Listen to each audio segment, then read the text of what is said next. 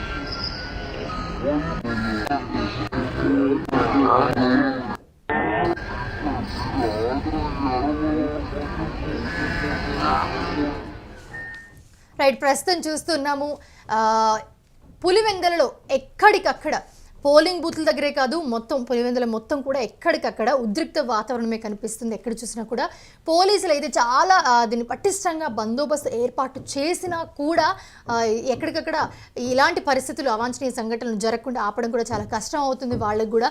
ఇటుపక్క నుంచి వైసీపీ నేతల్ని గృహ నిర్బంధం చేస్తూ అండ్ అలాగే నిరసన వ్యక్తం చేస్తే వాళ్ళని అరెస్ట్ చేస్తూ ఉన్నారు.